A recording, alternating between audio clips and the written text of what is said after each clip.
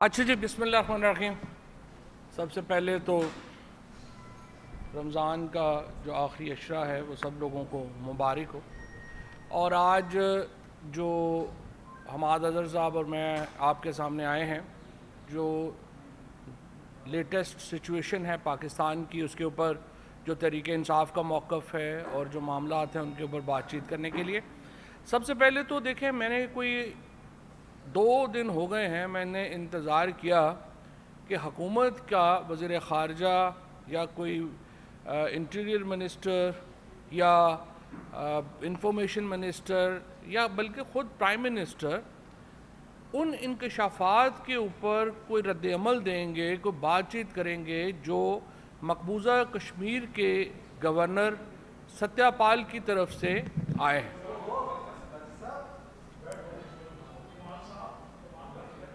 जो मकबूजा कश्मीर के जो गवर्नर हैं सत्यापाल, उन्होंने जो इंकशाफात किए हैं पुलवामा के हवाले से, उसके ऊपर कोई रद्द-ए-अमल ना देना एक हैरानकुन बात है। क्योंकि सत्यापाल ने ये कहा है, और सत्यापाल मलिक जो हैं वो कोई आम आदमी नहीं थे, वो बड़े पावरफुल गवर्नर थे मकबूजा कश्मीर के।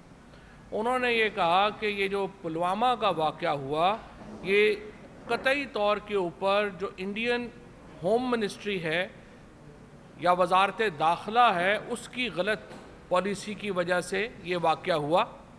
और उसके बाद नरेंद्र मोदी और अजीत डोवल ने यह फ़ैसला किया कि इसका ब्लेम पाकिस्तान के ऊपर शिफ्ट किया जाएगा। इतने बड़ा उनका जो इंटरव्यू है, जिसके ऊपर हिंदुस्तान के अंदर तो एक बहुत बड़ी आग लगी हुई है। मैं हैरान हूँ कि जिनके ऊपर ब्लेम शिफ्ट हुआ है वो बात ही नहीं कर रहे। मुझे नहीं पता कि शहबाज शरीफ की, बिलावल भुट्टो की और मौजूदा हुकूमत की अजीत डोवल से और नरेंद्र मोदी से इतनी बड़ी हुई मोहब्बत क्या है। आज हिंदुस्तान पाकिस्तान को सफारती तौर के ऊपर हर जगह तनहा करने में कामयाब है। श्रीनगर के अंदर G20 कॉन्फ्रेंस हो रही है। सऊदी अरेबिया जैसा दोस्त मुल्क पाकिस्तान का कश्मीर के अंदर बहुत बड़ी, ये जो हिंदुस्तान के साथ बहुत बड़ी इन्वेस्टमेंट्स करने जो है वो जा रहा है।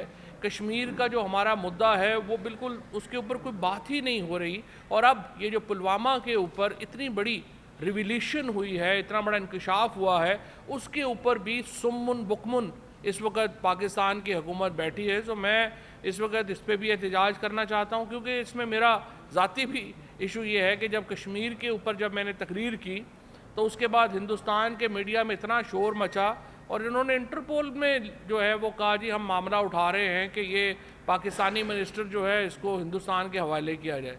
तो मैं तो बड़ा हैरान हूँ कि आज ये जो पाकिस्तान विंडिकेट हुआ, पाकिस्तान की फ़ौज विंडिकेट हुई, ये और उसके ऊपर पाकिस्तान में कोई आवाज़ ही नहीं है और पाकिस्तान में कोई बात ही नहीं हो रही है। सो मैं ये तमाम जो कंसर्न्ड लोग हैं, जिसमें ISPR भी शामिल है और बाकी जो इंफॉर्मेशन मिनिस्ट्री है, फॉरेन ऑफिस है, भाया आप लोग जो है इसके ऊपर क्यों बात नहीं कर रहे और आपकी पोजीशन क्या है इसके ऊपर, इंटरव्यू के ऊपर, इस पर हमें बताएं। दूसरी बात यह है, जो कल फजलुर रहमान साहब ने अपनी प्रेस कॉन्फ्रेंस में, बाकी तो उन्होंने इधर उधर की जो है वो बातें की हैं जिनका कोई सर है ना पैर है, वो तो इतनी इम्पॉर्टेंट नहीं है।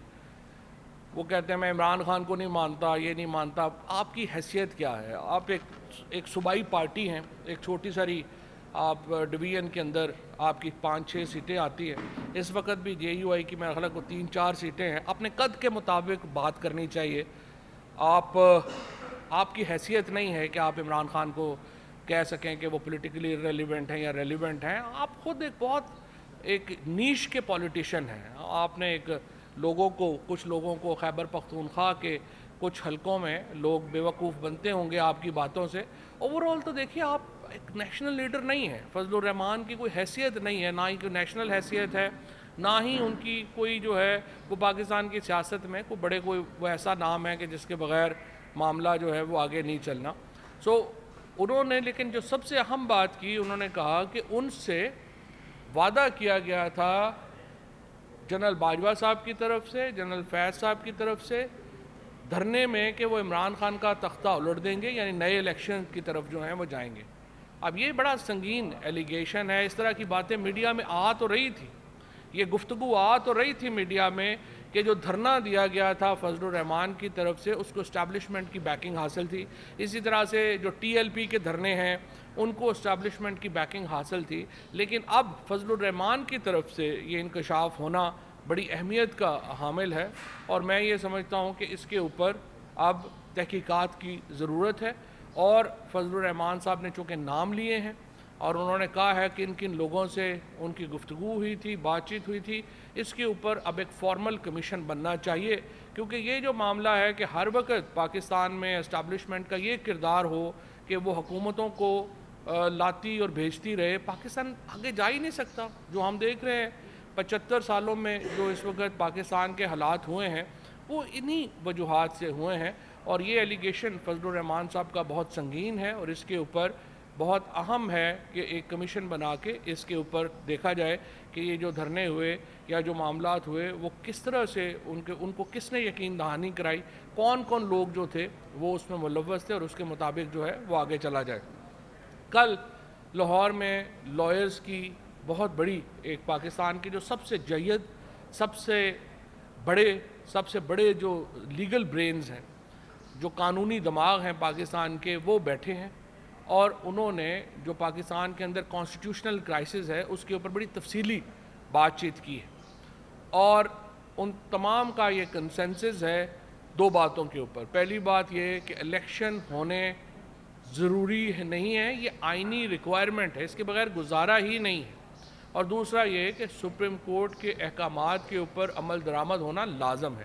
یہ دو باتیں ہیں جو کل کے جو لیگل موڈ ہے اس سے نکلی ہیں، اور چیف جسٹس پاکستان کے جو فیصلے ہیں ان کے اوپر عمل درآمد ہونا لازم ہے۔ اگر قراردادوں سے آئین بدل جاتے، کل میں دیکھ رہا تھا کہ حکومت کے ہمارے دوست ڈاکٹر مصدق ملک صاحب کہہ رہے تھے ہمیں آئین سازی سے روکا جا رہا ہے۔ ڈاکٹر صاحب آپ کو فرق پتہ ہونا چاہیے، آئین میں تبدیلی کیسے ہوتی ہے اور قرارداد کی کیا حیثیت ہے۔ قرارداد کی کوئی لیگل حیثیت نہیں ہے، اور سپریم کورٹ کے فیصلوں کے خلاف آپ جس طریقے سے دھڑا دھڑ اپنے لوگوں کو آگے بٹھا کے قراردادیں پاس کر رہے ہیں، سوائے اس کے کہ آپ ردی میں اضافہ کر رہے ہیں اور کوئی اس کا فائدہ نہیں ہے۔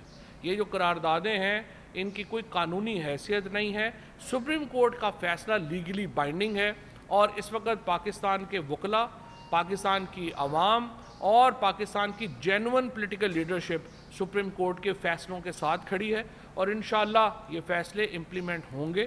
ہم دیکھ رہے ہیں کل اسٹیٹ بینک کے پیسے جو ہیں وہ ٹرانسفر ہونے ہیں، اور ہمیں امید ہے کہ یہ پیسہ جو ہے وہ اسٹیٹ بینک کے گورنر جس طرح وہ وعدہ کر کے آئے ہیں وہ پیسے ٹرانسفر کریں گے، اور پنجاب میں شیڈیول کے مطابق انتخابات ہوں گے۔ یہ انتہائی اہم ہے، کیونکہ اگر یہ سپریم کورٹ کا فیصلے پر عمل درآمد نہیں ہوتا تو پھر سپریم کورٹ ہی نہیں، عدلیہ بطور ادارہ ڈس فنکشنل ہو جائے گا۔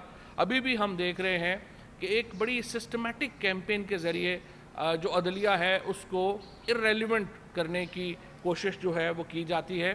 مثلاً آپ دیکھیے کہ اسلام آباد ہائی کورٹ نے پہلے حکم دیا کہ یہاں لوکل گورنمنٹ الیکشن کروائے جائیں، ان کے اوپر عمل درآمد نہیں ہوا۔ پھر اس کے بعد آپ دیکھتے ہیں حسان نیازی، علی امین گنڈا پور، ان کی ضمانتیں ہوئیں اور اس ضمانتوں کے باوجود ان کو اٹھا کے لے گئے۔ پھر علی امین گنڈا پور کا اسلام آباد ہائی کورٹ نے حکم دیا کہ ان کو اسلام آباد کی حدود سے باہر نہ لے جایا جائے، ان کو اٹھا کے بھکر جو ہے وہ لے گئے۔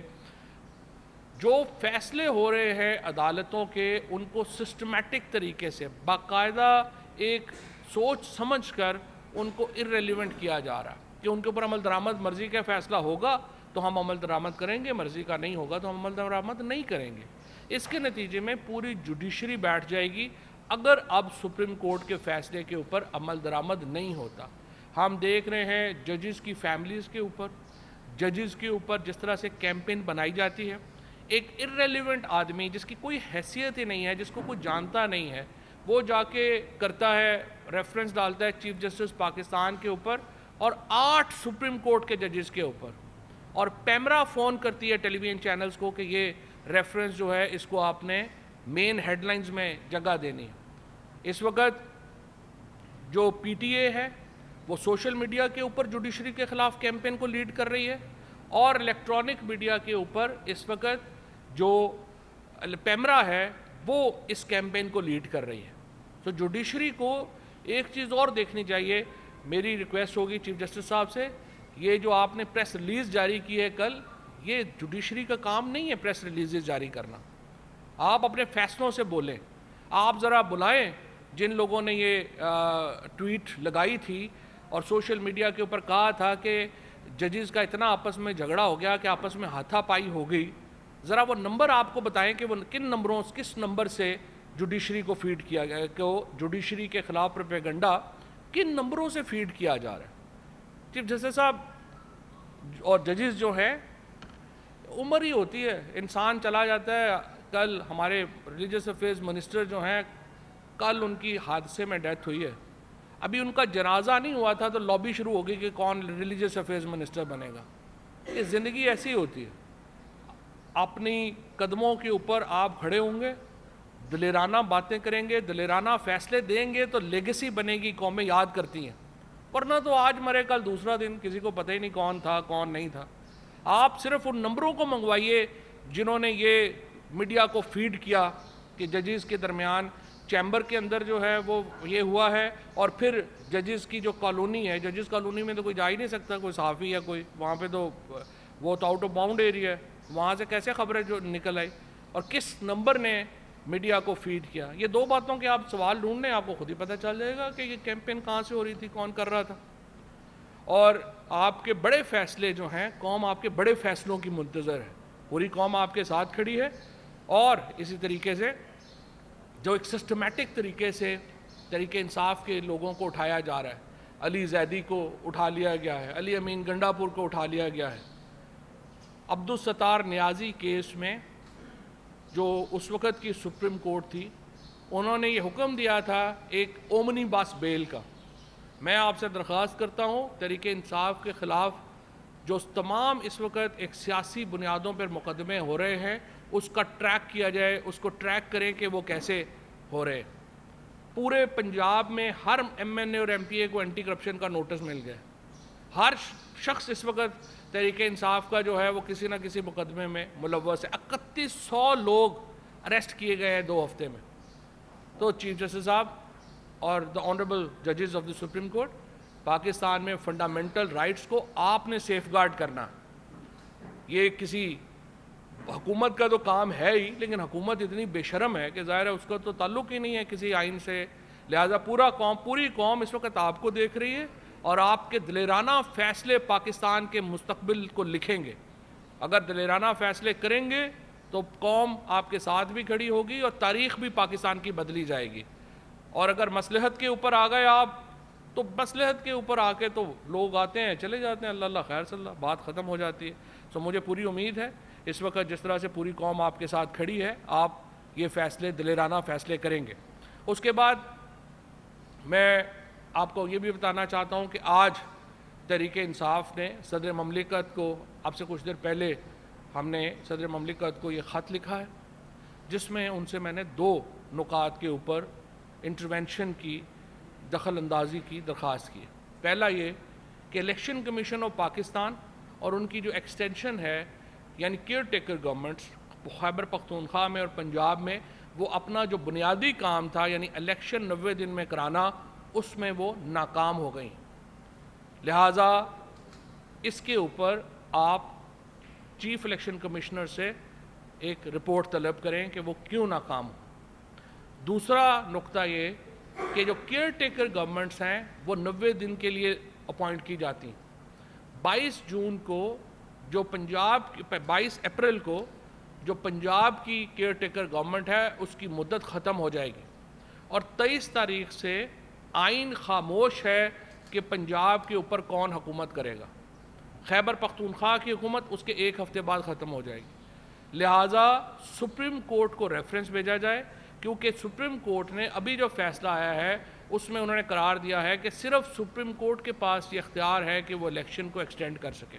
آٹومیٹک ایکسٹینشن الیکشنوں کی آئین میں نہیں ہے, اور آرٹیکل 187 کو سپریم کورٹ نے استعمال کیا ہے کہ جس کے تحت وہ جسٹس کے لیے فیصلے کر سکتے ہیں. اب جو معاملہ ہے کیئر ٹیکر گورنمنٹس کا, وہ بھی آٹومیٹک ایکسٹینشن نہیں ہو سکتی. سپریم کورٹ آف پاکستان ان لوگوں کو گھر بھیجے اور ایک ایڈمنسٹریٹرز مقرر کیے جائیں جو کہ حاضر سروس جج بھی ہو سکتا ہے اور ریٹائرڈ جج بھی ہو سکتا ہے, جو 22 کے بعد پنجاب اور خیبر پختونخوا کے معاملات کو سنبھالیں اور صرف الیکشن کی طرف جو پروسیس ہے اس کو ریگولیٹ کریں. تو سپریم کورٹ کو ہم یہ کہہ رہے ہیں کو درخواست کریں گے, اگر صدر صاحب نے یہ لیٹر جو ہے اس کے اوپر ریفرنس بھیج دیتے ہیں تو بالکل صحیح ہے. دوسری صورت میں ہم سپریم کورٹ میں جا رہے ہیں اور ان سے ہم یہ کہہ رہے ہیں کہ 23 تاریخ کو پنجاب کو ایڈمنسٹریٹر کے حوالے کیا جائے اور یہ جو کیئر ٹیکر گورنمنٹ ہے اس کو گھر بھیج دیا جائے, کیونکہ یہ اس کے بعد انکانسٹیٹیوشنل ہو جائے گی. تو اب میں حماد اظہر صاحب سے درخواست کروں گا کہ باقی نکات کے اوپر. جی بسم اللہ الرحمن الرحیم. آپ نے دیکھا کہ کل 10 روپے فی لیٹر پیٹرول کی قیمت میں مزید اضافہ کیا گیا, تو اس کی وجوہات کیا ہیں؟ کیا وجہ ہے کہ جب عمران خان صاحب کی پاکستان تحریک انصاف کی حکومت تھی تو اس وقت بین الاقوامی منڈی میں تیل کی قیمت $117 تھی اور پاکستان میں 145 روپے اور 150 روپے پیٹرول اور ڈیزل فروخت کیا جا رہا تھا اور 10 روپے ٹوٹل سبسڈی تھی فی لیٹر. تو چلیں 160 روپے آپ لگا لیں, 165 روپے لگا لیں اگر اس سبسڈی کو نکال دیا جائے. آج $70 سے $75 کے درمیان کارگوز آ رہے ہیں, پاکستان کو وصول ہو رہے ہیں اور ہمارے ملک میں پیٹرول پمپس پہ پیٹرول کی قیمت 282 روپے لیٹر مقرر کر دی گئی ہے. اس کی وجہ یہ ہے کہ پچھلے 1 سال کے اندر ناقص پالیسیوں کی وجہ سے, خیر پالیسی تو کوئی تھی ہی نہیں, بالکل ہی بے ڈھنگ قسم کی جو حکمرانی ہوئی ہے, پاکستان کا روپیہ 1 سال میں 100 روپے سے زیادہ ڈالر کے اگینسٹ اپنی قدر کھو بیٹھا ہے. اور یہ جب آپ باہر سے تیل لیتے ہیں تو ظاہر ہے آپ نے ڈالر میں اس کی پیمنٹ کرنی ہوتی ہے. تو آج لہٰذا $75 کا جو تیل ہے وہ $117 کے تیل سے بھی ہمیں مہنگا پڑ رہا ہے. یہ حقیقت ہے آج, اور یہ وہ ناکام پالیسیز ہیں پی ڈی ایم حکومت کی, جس کے تحت آج ملک جو ہے وہ اس نہج پہ کھڑا ہو چکا ہے کہ ہمارے ملک میں $75 کا جو تیل ہے جو اب خریدا جا رہا ہے وہ عمران خان کے $117 کے تیل سے بھی عوام کو مہنگے داموں میں بیچا جا رہا ہے. میں آپ کو ساتھ یہ بھی بتانا چاہتا ہوں کہ بہت بات ہوتی ہے کہ ملک جو ہے وہ ڈیفالٹ کر رہا ہے, ڈیفالٹ ہونے والا ہے, اور اگر ابھی تک ملک ڈیفالٹ نہیں کیا تو اس کی صرف ایک اور ایک وجہ ہے, اور وہ وجہ یہ ہے کہ ڈیفالٹ کے بعد جو صورتحال پیدا ہونی تھی وہ پہلے پیدا کر کے ڈیفالٹ کو زبردستی روکا جا رہا ہے.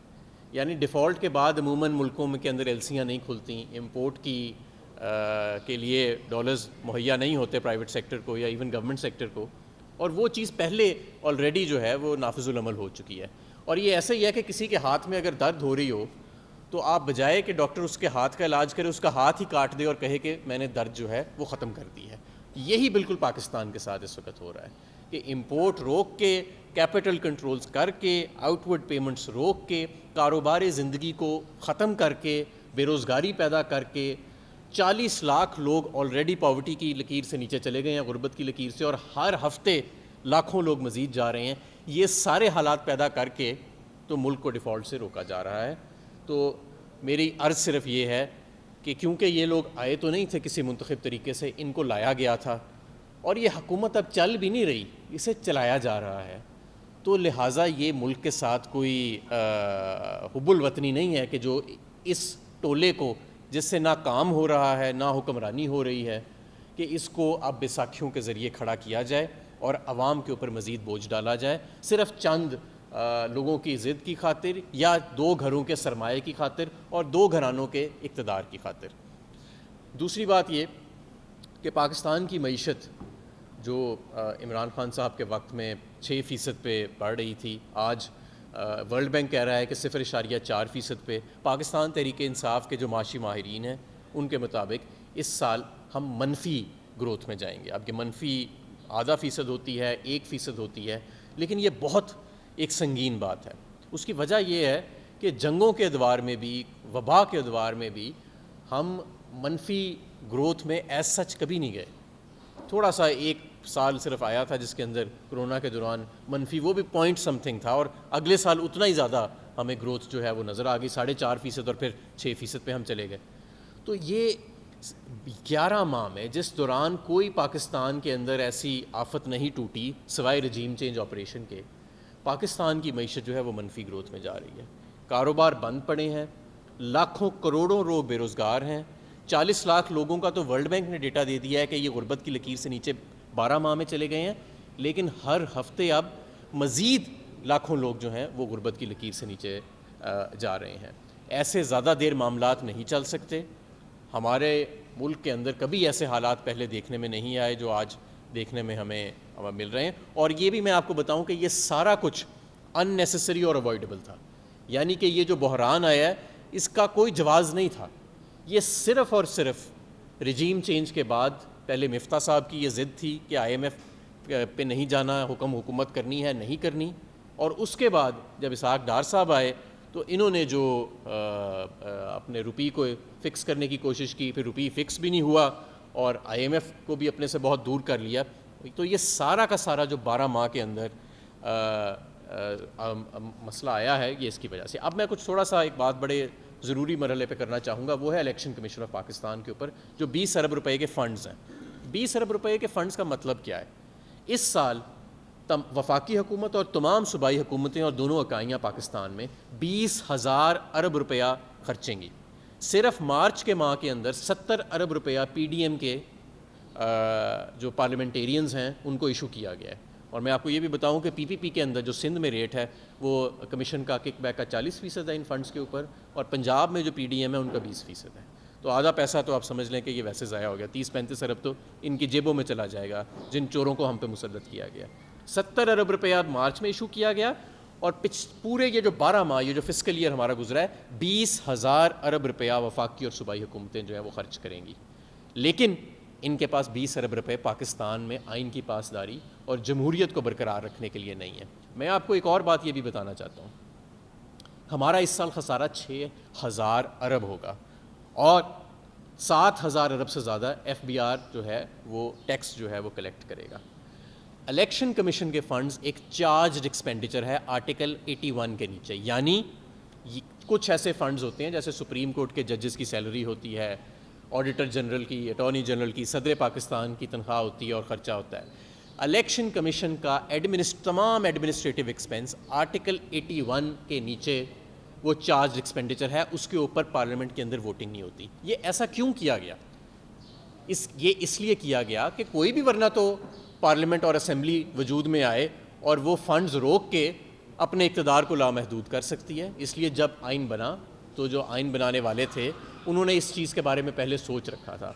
تو آرٹیکل 81 کے تحت یہ چارج ایکسپینڈیچر ہے, اور آرٹیکل 81 کے تحت ہی سپریم کورٹ یا کوئی بھی ٹریبیونل کے حکم کے نتیجے میں جو رقوم مختص کی جاتی ہیں حکومت پاکستان کے اوپر, جو ڈیمانڈ کریٹ کی جاتی ہے, اس پر بھی پارلیمنٹ میں ووٹنگ نہیں ہوتی. تو یہ 20 ارب روپے کا ہمیں مذاق نہ سنائیں.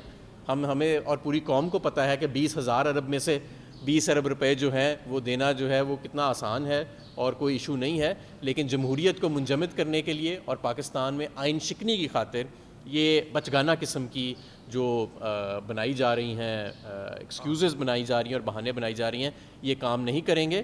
قوم اب کھڑی ہو چکی ہے. یہ ان کو لایا ضرور گیا تھا اور 12 مہینے چلایا ضرور گیا تھا, لیکن اب مزید انہیں چلایا نہیں جا سکتا. لایا ضرور گیا ہے لیکن کھڑا نہیں کیا جا پا رہا.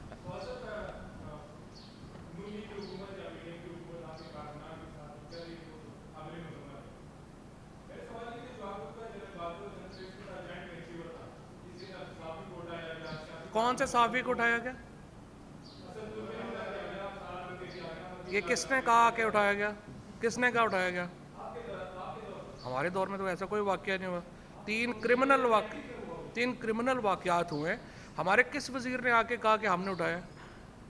دیکھیں, فالس پیرلل نہ ڈرا کیا کریں. یہ جو آپ آ جاتے ہیں نا, نہیں سوال نہیں. پہلی بات یہ ہے کہ فیکٹس کلیئر ہونے چاہیے, فیکٹس غلط نہیں ہونے چاہیے. پاکستان کی تاریخ میں جو اب ہو رہا ہے یہ تو کبھی ہوا ہی نہیں. اس کی وجہ یہ ہے کہ کسی منسٹر نے آ کے پریس کانفرنس نہیں کی اور فخر سے نہیں بتایا کہ ہاں ہم اٹھا رہے ہیں بلاسفمی کیسز میں, ٹیررزم کے کیسز میں. یہ جو آپ نے 2 واقعات لے کے پوری دنیا میں PDM اور یہ ان کے کچھ لاڈلے پھرتے ہیں, وہ کرائم تھے. ان کی انویسٹیگیشن ہم نے کروائی. آپ ان کو کہیں کھڑے ہوں, اب کیوں ادھر جا کے مل گئے ہیں؟ کھڑے ہوں, بتائیں کس نے کیا ہے, پریس کانفرنس کر کے بتائیں نا جس نے کیا ہے, پرچہ کرائیں آ کے. کیوں نہیں کرا رہے؟ آپ تو پتہ چل گیا نا کس نے کرایا ہے, تو بتائیں آ کے پرچہ کرائیں. یہ فیکٹس نہ غلط بیان کریں کرے, اس کو فالس پیرلل کہتے ہیں انگریزی میں. اچھا اب آپ سوال بتائیے, سوال بتائیں. جی ہماری حکومت کے اندر روزانہ سینکڑوں کرائم ہوتے ہیں, اب بھی روزانہ سینکڑوں کرائم ہو رہے ہیں, حکومت نہیں کر رہی. جی یہ تو بتائیں نا, آ کے اس نے پرچہ کرانا ہے, میں نے تو نہیں کرانا. خود کیوں نہیں بولتا کھل کے؟ بتائے نا اس کو, کوئی پرچہ کرائے جا کے. آپ وکیل نہ بنے, بڑا جاتی ہے. ہم نے بھی مذمت کی تھی, آپ کو یاد ہوگا. نہیں, آپ کو یاد ہوگا, آپ مجھے آ کے ملے تھے, ہم نے پریس کانفرنس کر کے مذمت کی تھی اور ہم نے کہا تھا یہ نہیں ہونا چاہیے. ہاں جی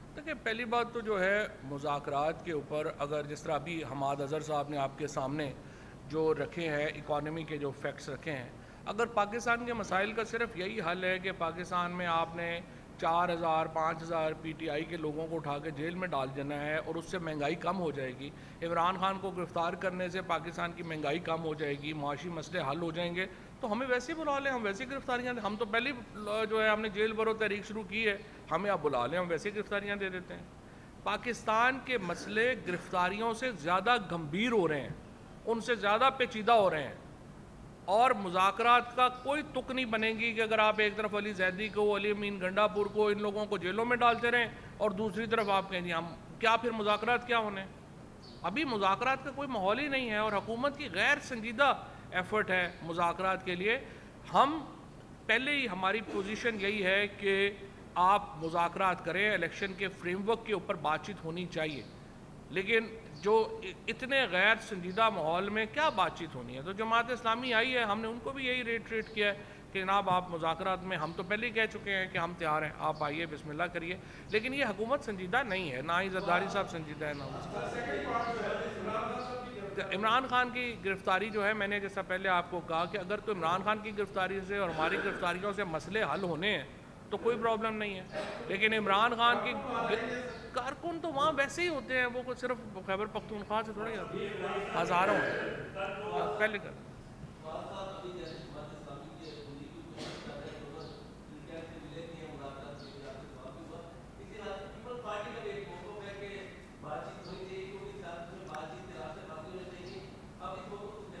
پیپلز پارٹی نے ایک دن پہلے یہ موقف لیا اور اگلے دن علی زیدی کو کراچی میں ریسٹ کر لیا. تو یا تو اسی لیے تو میں کہہ رہا ہوں کہ اسٹیبلشمنٹ بیٹھے فیصلے, جنہوں نے جو فیصلے کرنے ہیں, یہ بیچارے تو ویسے سائڈ پہ بیٹھے دہی کھا رہے ہیں پیپلز پارٹی نون والے, ان کو کیا پتہ ہے کیا کرنا ہے. آ جائیں بات کریں, تینوں بیٹھے, اسٹیبلشمنٹ اور اپوزیشن اور گورنمنٹ بیٹھے, رول آف دا گیم بنا لیں. اور دوسرا ایک چیز پہ میں یہ چیز ایڈ کرنا چاہتا ہوں کہ مذاکرات کس چیز پہ ہوں. آئین جب واضح ہے کہ 90 دن کے اندر الیکشن کرانا ہے, سپریم کورٹ کا حکم آ چکا ہے, لاہور ہائی کورٹ کا حکم آ چکا ہے, تو اب کیونکہ زرداری کی یہ خواہش ہے کہ بھئی ابھی اس کا جو بیٹا ہے یا جو بھی ہے وہ الیکٹ نہیں ہو سکتا, تو ہم اس لیے آئین کو مجروح کر دیں اور جمہوریت کو سسپینڈ کر دیں. اور یہ ان کی اب معصوم خواہش یہ دیکھیں کہ نواز شریف صاحب بھی یہ چاہتے ہیں کہ کیونکہ ابھی میری آل اولاد جو ہے وہ اس کو میں پاکستان پہ مسلط نہیں کر سکتا ہے پولیٹیکل انجینئرنگ کے ذریعے, قوم پوری کھڑی ہو گئی ہے, تو ہم آئین بھی منجمد کر دیں اور جمہوریت بھی منجمد کر دیں. اور ان کی آپ معصوم خواہش دیکھیں کہ یہ چاہتے ہیں کہ ادارے, تمام ادارے سپریم کورٹ سمیت, ان کی اس خواہش کے اوپر مہر لگا دیں, ورنہ مریم نواز صبح شام ان کو ڈیفیم کرے گی جا کے تقریروں کے اندر اور سوشل میڈیا کے اوپر. ذرا معصوم خواہشات تو ان کی آپ دیکھیں نا, تو بات ان سے کیا کرنی ہے. رضوان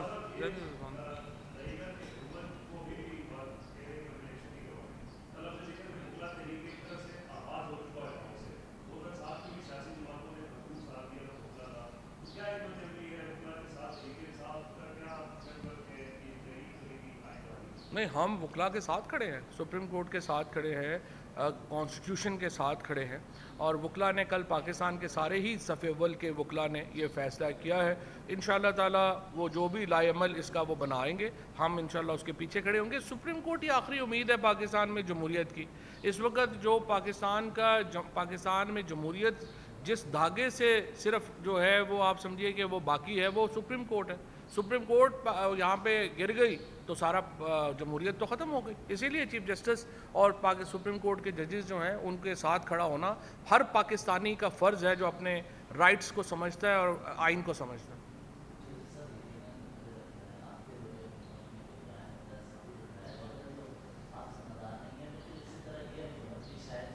نہیں ایسی نہیں ہے, یہ تو کریڈٹ لے رہے ہیں, یہ تو ایف آئی آر, یہ تو ہر گرفتاری کے بعد پریس کانفرنس کرتے ہیں اور کہتے ہیں ہم نے اٹھایا ہے.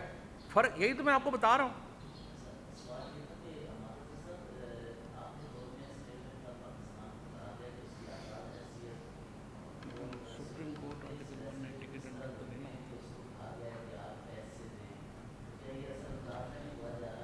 دیکھیں یہ جو پاکستان میں آزادی ہے نا, یہ آزادی قانون اور آئین کے تابع ہے. یہ وہ آزادی نہیں ہے جو غسل خانے میں ہوتی ہے شاید. یہ اس کا مطلب یہ نہیں ہے کہ اگر کوئی آزاد ہے تو وہ جو مرضی کرتا پھرے. ایون پارلیمنٹ جو ہے وہ سپریم کورٹ کے تابع ہے, ورنہ تو کوئی بھی پارلیمنٹ آئے اور ایک ریزولوشن پاس کرے کہ جی ہم تاحیات حکمران ہیں اور آئین بھی فارغ, اور وہ اور آپ کہیں کہ جی اور جیو جیسے لوگ کہیں کہ جی پورا ملک جو ہے وہ آزاد ہے, ہم جو مرضی کریں. اس لیے الیکشن کمیشن بھی آئین کے تابع, اور آئین یہ کہتا ہے آرٹیکل 181 کے اندر کہ آپ نے جو کوئی بھی پاکستان کا ٹریبیونل اور کورٹ جو حکم دے گا کوئی رقم کی, وہ حکومت پاکستان نے ادا کرنی ہے. یہ آئین ہے, اس کو آرٹیکل 81D کے تحت یہ کہتا ہے. تو اس لیے یہ وہ آزادی نہیں ہے جو آپ سمجھ بیٹھے ہیں. نہیں, میں تھوڑا سا ایکسپلین کر دوں. آرٹیکل 190 کے تحت سپریم کورٹ کی جو حکم ہے وہ ساری ایگزیکٹو اور جوڈیشل باڈیز کے اوپر بائنڈنگ ہے, اور اسٹیٹ بینک بھی ایگزیکٹو اتھارٹی ہے, اور کوئی بھی قانون جو ہے وہ اس کے باہر جو ہے تسی کی سمجھے آزادی ہے کہ جدے مرضی سے چل دوڑو.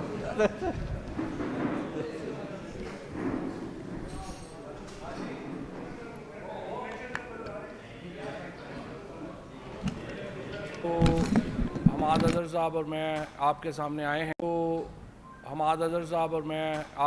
آئے ہیں, جو لیٹسٹ سچویشن ہے پاکستان کی اس کے اوپر جو تحریک انصاف کا موقف ہے اور جو معاملات ہیں ان کے اوپر بات چیت کرنے کے لیے.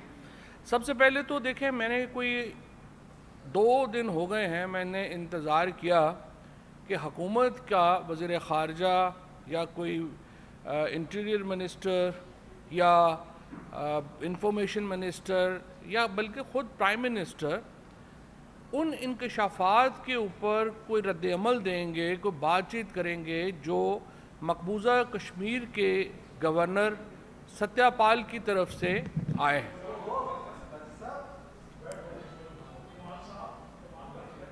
جو مقبوضہ کشمیر کے جو گورنر ہیں ستیہ پال, انہوں نے جو انکشافات کیے ہیں پلوامہ کے حوالے سے, اس کے اوپر کوئی رد عمل نہ دینا ایک حیران کن بات ہے. کیونکہ ستیہ پال نے یہ کہا ہے, اور ستیہ پال ملک جو ہیں وہ کوئی عام آدمی نہیں تھے, وہ بڑے پاورفل گورنر تھے مقبوضہ کشمیر کے. انہوں نے یہ کہا کہ یہ جو پلوامہ کا واقعہ ہوا یہ قطعی طور کے اوپر جو انڈین ہوم منسٹری ہے یا وزارت داخلہ ہے اس کی غلط پالیسی کی وجہ سے یہ واقعہ ہوا, اور اس کے بعد نریندر مودی اور اجیت دوول نے یہ فیصلہ کیا کہ اس کا بلیم پاکستان کے اوپر شفٹ کیا جائے گا. اتنے بڑا ان کا جو انٹرویو ہے جس کے اوپر ہندوستان کے اندر تو ایک بہت بڑی آگ لگی ہوئی ہے. میں حیران ہوں کہ جن کے اوپر بلیم شفٹ ہوا ہے وہ بات ہی نہیں کر رہے. مجھے نہیں پتا کہ شہباز شریف کی, بلاول بھٹو کی اور موجودہ حکومت کی اجیت دوول سے اور نریندر مودی سے اتنی بڑی ہوئی محبت کیا ہے؟ آج ہندوستان پاکستان کو سفارتی طور کے اوپر ہر جگہ تنہا کرنے میں کامیاب ہے۔ سری نگر کے اندر G20 کانفرنس ہو رہی ہے۔ سعودی عربیہ جیسا دوست ملک پاکستان کا کشمیر کے اندر بہت بڑی یہ جو ہندوستان کے ساتھ بہت بڑی انویسٹمنٹس کرنے جو ہے وہ جا رہا ہے۔ کشمیر کا جو ہمارا مدعا ہے وہ بالکل اس کے اوپر کوئی بات ہی نہیں ہو رہی، اور اب یہ جو پلوامہ کے اوپر اتنی بڑی ریویلیشن ہوئی ہے، اتنا بڑا انکشاف ہوا ہے، اس کے اوپر بھی سمن بکمن اس وقت پاکستان کی حکومت بیٹھی ہے۔ تو میں اس وقت اس پہ بھی احتجاج کرنا چاہتا ہوں، کیونکہ اس میں میرا ذاتی بھی ایشو یہ ہے کہ جب کشمیر کے اوپر جب میں نے تقریر کی تو اس کے بعد ہندوستان کے میڈیا میں اتنا شور مچا، اور انہوں نے انٹرپول میں جو ہے وہ کہا جی ہم معاملہ اٹھا رہے ہیں کہ یہ پاکستانی منسٹر جو ہے اس کو ہندوستان کے حوالے کیا جائے۔ تو میں تو بڑا حیران ہوں کہ آج یہ جو پاکستان ونڈیکیٹ ہوا، پاکستان کی فوج ونڈیکیٹ ہوئی، یہ اور اس کے اوپر پاکستان میں کوئی آواز ہی نہیں ہے اور پاکستان میں کوئی بات ہی نہیں ہو رہی ہے۔ سو میں یہ تمام جو کنسرنڈ لوگ ہیں، جو اس میں ISPR بھی شامل ہے اور باقی جو انفارمیشن منسٹری ہے، فورن آفس ہے، بھائی آپ لوگ جو ہے اس کے اوپر کیوں بات نہیں کر رہے، اور آپ کی پوزیشن کیا ہے اس کے اوپر، انٹرویو کے اوپر، اس پہ ہمیں بتائیں۔ دوسری بات یہ ہے جو کل فضل الرحمان صاحب نے اپنی پریس کانفرنس میں، باقی تو انہوں نے ادھر ادھر کی جو ہے وہ باتیں کی ہیں جن کا کوئی سر ہے نہ پیر ہے، وہ تو اتنی امپورٹنٹ نہیں ہے۔ وہ کہتے ہیں میں عمران خان کو نہیں مانتا، یہ نہیں مانتا۔ آپ کی حیثیت کیا ہے؟ آپ ایک صوبائی پارٹی ہیں، ایک چھوٹی ساری آپ ڈویژن کے اندر آپ کی 5-6 سیٹیں آتی ہیں۔ اس وقت بھی JUI کی میرے خیال کو 3-4 سیٹیں ہیں۔ اپنے قد کے مطابق بات کرنی چاہیے۔ آپ کی حیثیت نہیں ہے کہ آپ عمران خان کو کہہ سکیں کہ وہ پولیٹیکلی ریلیونٹ ہیں یا ریلیونٹ ہیں۔ آپ خود ایک نیش کے پولیٹیشین ہیں۔ آپ نے کچھ لوگوں کو خیبر پختونخوا کے کچھ حلقوں میں لوگ بیوقوف بنتے ہوں گے آپ کی باتوں سے۔ اوورآل تو دیکھیے آپ ایک نیشنل لیڈر نہیں ہیں۔ فضل الرحمان کی کوئی حیثیت نہیں ہے، نہ ہی کوئی نیشنل حیثیت ہے، نہ ہی ان کی کوئی جو ہے وہ پاکستان کی سیاست میں کوئی وہ ایسا نام ہے کہ جس کے بغیر معاملہ جو ہے وہ آگے نہیں چلنا۔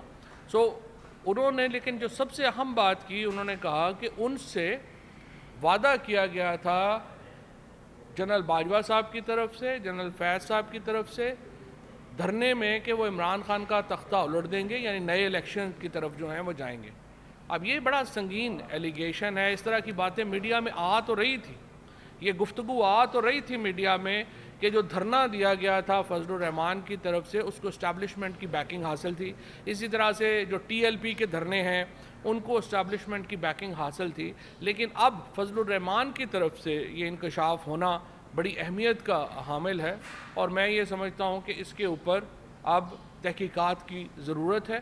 اور فضل الرحمان صاحب نے چونکہ نام لیے ہیں اور انہوں نے کہا ہے کہ کن لوگوں سے ان کی گفتگو ہوئی تھی، بات چیت ہوئی تھی، اس کے اوپر اب ایک فارمل کمیشن بننا چاہیے، کیونکہ یہ جو معاملہ ہے کہ ہر وقت پاکستان میں اسٹیبلشمنٹ کا یہ کردار ہو کہ وہ حکومتوں کو لاتی اور بھیجتی رہے، پاکستان آگے جا ہی نہیں سکتا۔ جو ہم دیکھ رہے ہیں 75 سالوں میں جو اس وقت پاکستان کے حالات ہوئے ہیں وہ انہی وجوہات سے ہوئے ہیں، اور یہ ایلیگیشن فضل الرحمان صاحب کا بہت سنگین ہے، اور اس کے اوپر بہت اہم ہے کہ ایک کمیشن بنا کے اس کے اوپر دیکھا جائے کہ یہ جو دھرنے ہوئے یا جو معاملات ہوئے وہ کس طرح سے ان کو کس نے یقین دہانی کرائی، کون کون لوگ جو تھے وہ اس میں ملوث تھے، اور اس کے مطابق جو ہے وہ آگے چلا جائے۔ کل لاہور میں لائرز کی بہت بڑی ایک پاکستان کے جو سب سے جید، سب سے بڑے جو لیگل برینز ہیں، جو قانونی دماغ ہیں پاکستان کے، وہ بیٹھے ہیں، اور انہوں نے جو پاکستان کے اندر کانسٹیٹیوشنل کرائسس ہے اس کے اوپر بڑی تفصیلی بات چیت کی ہے، اور ان تمام کا یہ کنسنسس ہے 2 باتوں کے اوپر۔ پہلی بات یہ کہ الیکشن ہونے ضروری نہیں ہے، یہ آئینی ریکوائرمنٹ ہے، اس کے بغیر گزارا ہی نہیں ہے، اور دوسرا یہ کہ سپریم کورٹ کے احکامات کے اوپر عمل درآمد ہونا لازم ہے۔ یہ 2 باتیں ہیں جو کل کے جو لیگل موڈ ہے اس سے نکلی ہیں، اور چیف جسٹس پاکستان کے جو فیصلے ہیں ان کے اوپر عمل درآمد ہونا لازم ہے۔ اگر قراردادوں سے آئین بدل جاتے، کل میں دیکھ رہا تھا کہ حکومت کے ہمارے دوست ڈاکٹر مصدق ملک صاحب کہہ رہے تھے ہمیں آئین سازی سے روکا جا رہا ہے. ڈاکٹر صاحب آپ کو فرق پتہ ہونا چاہیے آئین میں تبدیلی کیسے ہوتی ہے اور قرارداد کی کیا حیثیت ہے. قرارداد کی کوئی لیگل حیثیت نہیں ہے، اور سپریم کورٹ کے فیصلوں کے خلاف آپ جس طریقے سے دھڑا دھڑ اپنے لوگوں کو آگے بٹھا کے قراردادیں پاس کر رہے ہیں، سوائے اس کے کہ آپ ردی میں اضافہ کر رہے ہیں اور کوئی اس کا فائدہ نہیں ہے. یہ جو قراردادیں ہیں ان کی کوئی قانونی حیثیت نہیں ہے. سپریم کورٹ کا فیصلہ لیگلی بائنڈنگ ہے، اور اس وقت پاکستان کے وکلاء، پاکستان کی عوام اور پاکستان کی genuine political leadership supreme court کے فیصلوں کے ساتھ کھڑی ہے، اور انشاءاللہ یہ فیصلے امپلیمنٹ ہوں گے.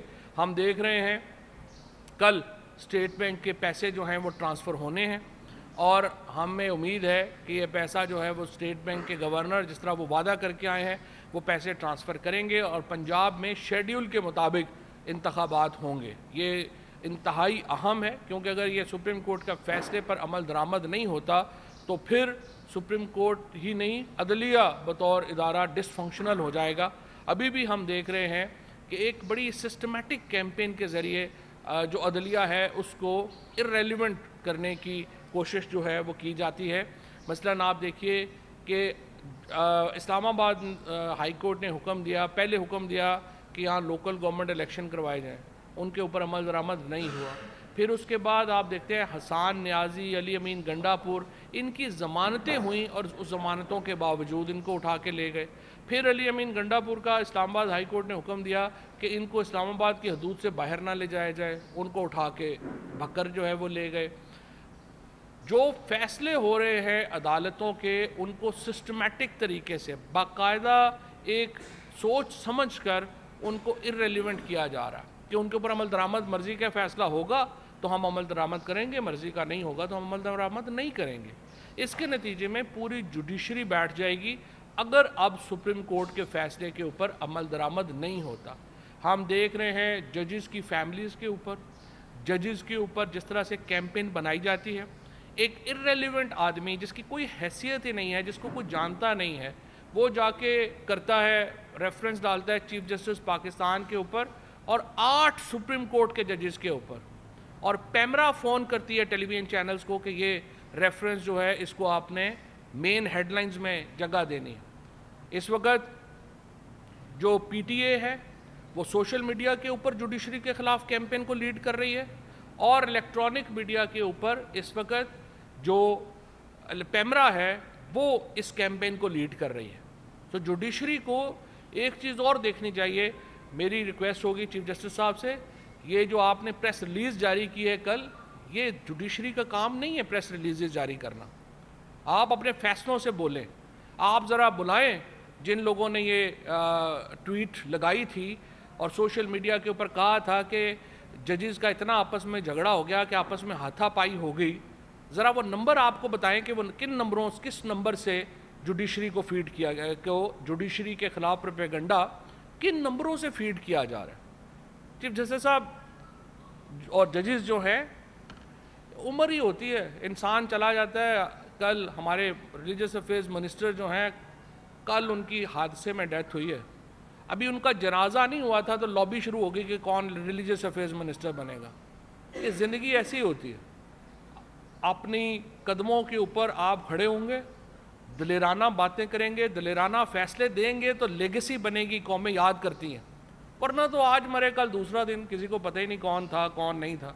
آپ صرف ان نمبروں کو منگوائیے جنہوں نے یہ میڈیا کو فیڈ کیا کہ ججز کے درمیان چیمبر کے اندر جو ہے وہ یہ ہوا ہے، اور پھر ججز کی جو کالونی ہے، ججز کالونی میں تو کوئی جا ہی نہیں سکتا، کوئی صحافی یا کوئی وہاں پہ، تو وہ تو آؤٹ آف باؤنڈ ایریا ہے، وہاں سے کیسے خبریں جو نکل آئی اور کس نمبر نے میڈیا کو فیڈ کیا. یہ دو باتوں کے آپ سوال ڈھونڈ لیں، آپ کو خود ہی پتہ چل جائے گا کہ یہ کیمپین کہاں سے ہو رہی تھی، کون کر رہا تھا.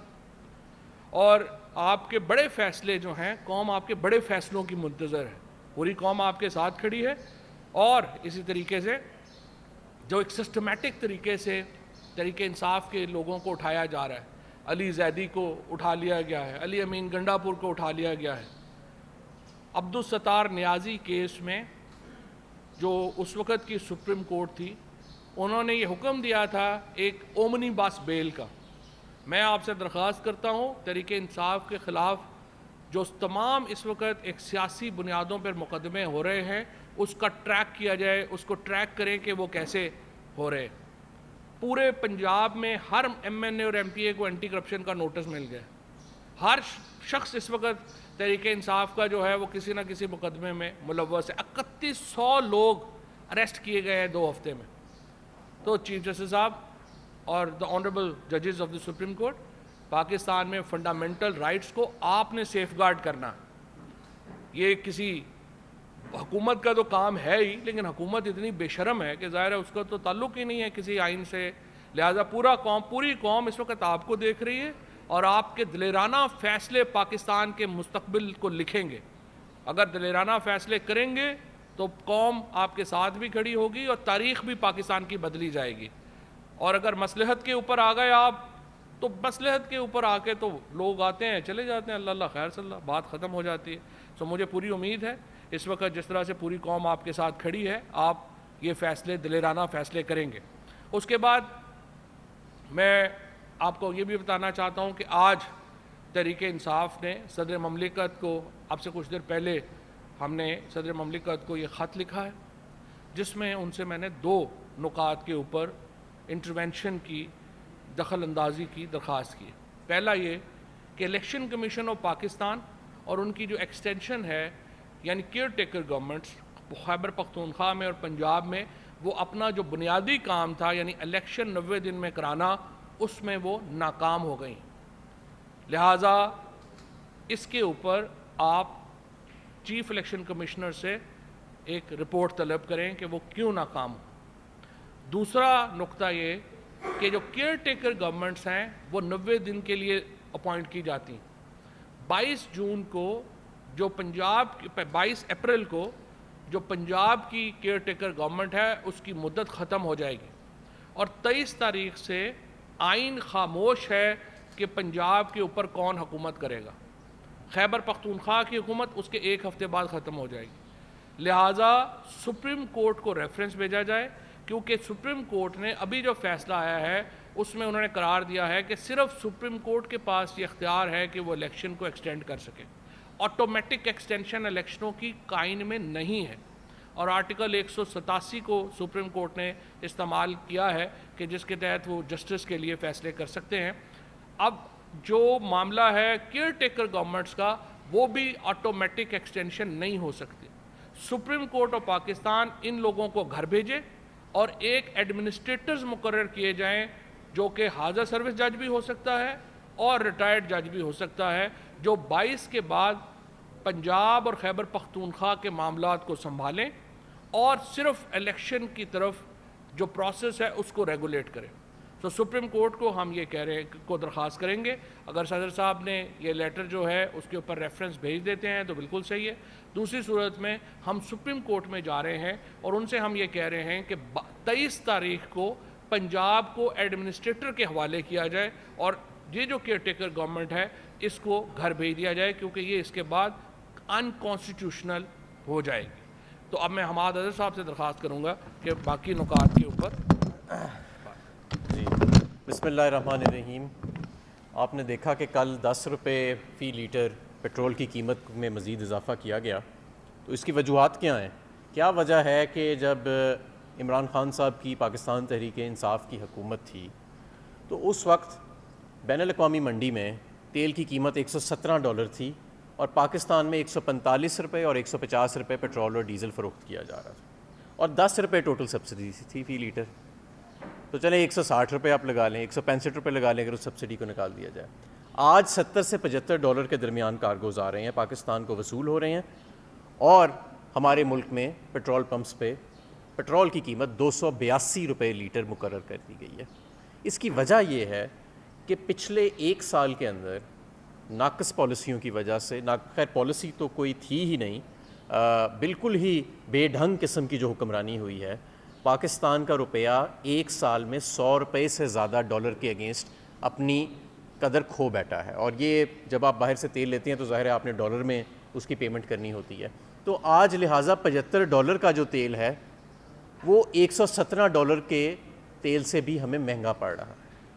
یہ حقیقت ہے آج, اور یہ وہ ناکام پالیسیز ہیں پی ڈی ایم حکومت کی, جس کے تحت آج ملک جو ہے وہ اس نہج پہ کھڑا ہو چکا ہے کہ ہمارے ملک میں $75 کا جو تیل ہے جو اب خریدا جا رہا ہے, وہ عمران خان کے $117 کے تیل سے بھی عوام کو مہنگے داموں میں بیچا جا رہا ہے.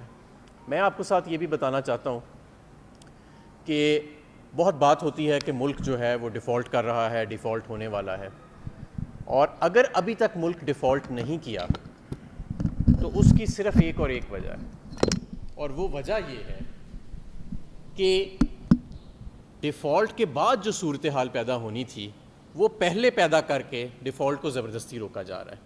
یعنی ڈیفالٹ کے بعد عموماً ملکوں میں کے اندر ایلسیاں نہیں کھلتیں, امپورٹ کی کے لیے ڈالرز مہیا نہیں ہوتے پرائیویٹ سیکٹر کو یا ایون گورنمنٹ سیکٹر کو, اور وہ چیز پہلے آلریڈی جو ہے وہ نافذ العمل ہو چکی ہے. اور یہ ایسا ہی ہے کہ کسی کے ہاتھ میں اگر درد ہو رہی ہو تو آپ بجائے کہ ڈاکٹر اس کے ہاتھ کا علاج کرے, اس کا ہاتھ ہی کاٹ دے اور کہے کہ میں نے درد جو ہے وہ ختم کر دی ہے.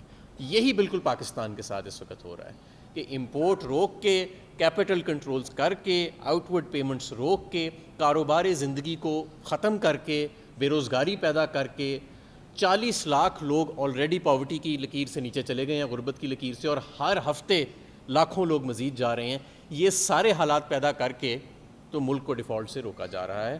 تو میری عرض صرف یہ ہے کہ کیونکہ یہ لوگ آئے تو نہیں تھے کسی منتخب طریقے سے, ان کو لایا گیا تھا, اور یہ حکومت اب چل بھی نہیں رہی, اسے چلایا جا رہا ہے, تو لہٰذا یہ ملک کے ساتھ کوئی حب الوطنی نہیں ہے کہ جو اس ٹولے کو, جس سے نہ کام ہو رہا ہے نہ حکمرانی ہو رہی ہے, کہ اس کو اب بیساکھیوں کے ذریعے کھڑا کیا جائے اور عوام کے اوپر مزید بوجھ ڈالا جائے, صرف چند لوگوں کی ضد کی خاطر یا 2 گھروں کے سرمایے کی خاطر اور 2 گھرانوں کے اقتدار کی خاطر.